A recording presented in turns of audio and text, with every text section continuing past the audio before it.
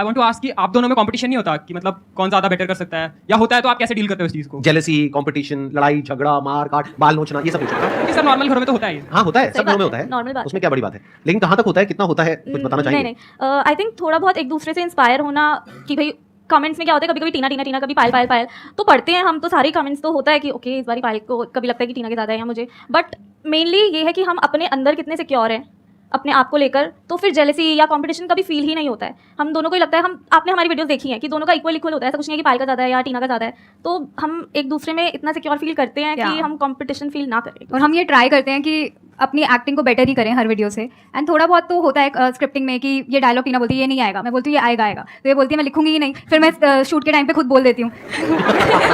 तो ऐसे थोड़ा बहुत होता है क्रिएटिव डिफरेंसेस, वो तो होना ही है। जब भी आप किसी के साथ में कुछ भी करोगे, मतलब देता है इनको बाकी सबसे, जो इतना बड़ा क्राउड है क्रिएटर्स का, उसमें से एक अलग ये दोनों स्टैंड आउट करती हैं एकदम से, तो आपको भी अपनी अलग पहचान बनानी होगी ना। आप में अलग क्या है?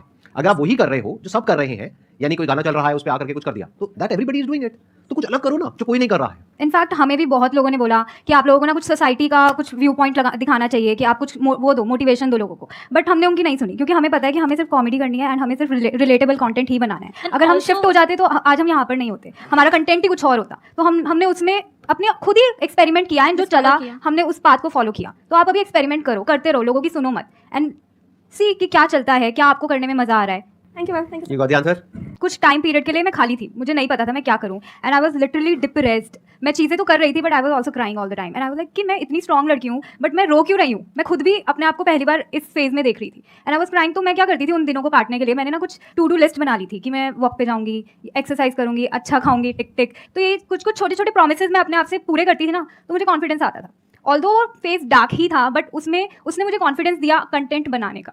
फिर हम लोगों ने कंटेंट ऑब्वियसली बनाना स्टार्ट किया, तो वो एक छोटा सा पार्ट था but it gave me a lot of confidence. It's a very big point. मैं थोड़ा सा एक्सप्लेन करता हूँ इस पॉइंट को, इससे एक्जैक्टली होता क्या है, ये करने से क्या होता है। देखो ध्यान से समझना, बेसिकली क्या होता है कि हमारा जो माइंड है, जब हमारे साथ में कोई प्रॉब्लम होती है, साइकोलॉजिकल इशू या फिर एक्चुअल में भी कोई इशू हुआ है जिसकी वजह से माइंड में कुछ घूम रहा है और वो निकल नहीं रहा है, तो होता क्या है कि आप कुछ भी करोगे तो ध्यान वहाँ पे नहीं लगेगा, बार बार माइंड में वही थॉट आएगा। तो आपको क्या करना है, दिन के दो हिस्से ऐसे हैं जिसको अच्छे से संभालना है। एक है रात का वक्त जब आप सोने वाले हो, एक है जब आप सुबह उठे हो। ये दो पार्ट अगर आपने अच्छे से मैनेज कर लिया तो जो बीच का पार्ट है वो अच्छे से निकल जाता है। क्योंकि रात को जो आप सोच करके सोओगे, पूरी रात वो सबकॉन्शियसली हमारे दिमाग में घूमता रहेगा और सुबह तक आप उसी जोन में उठोगे। एक दिन पहले आपको रात को क्लियर पता होना चाहिए, पेपर पेन लेकर के लिखना है कि सुबह मैं कितने बजे उठूंगी, फिर उसके बाद में क्या करूंगी, इतने बजे इतने बजे इतने बजे, मतलब 3-4 टास्क क्लियरली वहां पे मेंशन होने चाहिए।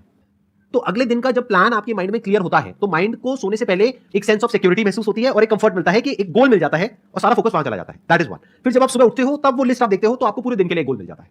तो ये गोल बहुत जरूरी है और लिखना बहुत जरूरी है, ये माइंड में नहीं होनी चाहिए list. It is very important. इसको ध्यान से इस बात को समझना आप सब लोग और याद रखना। अगर ये आप नहीं करते हो तो आपके क्वेश्चन होंगे, सर हम डिस्ट्रैक्ट हो जाते हैं, हमारा दिन ऐसे निकल जाता है, टाइम खराब हो जाता है, पता ही नहीं लगता है, हमारा मूड खराब रहता है, हमारे दिमाग में उल्टे पुल्टे थॉट्स आते हैं। ये जो फेज होता है ना लाइफ में, ये हमेशा के लिए रहने वाला नहीं है। ये जो नेगेटिविटी वाला फेज है ये निकल जाएगा कुछ टाइम बाद। तो इस फेज से निकलने का ये तरीका है। हर किसी की लाइफ में ऐसा फेज आता है, राइट? तो मैं क्या करती थी, I used to read good books and write affirmations and say it. Mirror के सामने खड़े होकर बोलना अपने एफर्मेशंस को, अपने आप को बोलना, अपना नाम लेके I love you, I accept you, and right before sleeping एक नोटबुक में राइटिंग योर एफर्मेशंस इतना ज़्यादा वर्क करता है, मैंने देखा है। It helps you become positive a lot. Affirmations are very very important. इसीलिए मेरी 2 अफर्मेशंस भी आपने शायद सुनी होंगी। सुनी आपने?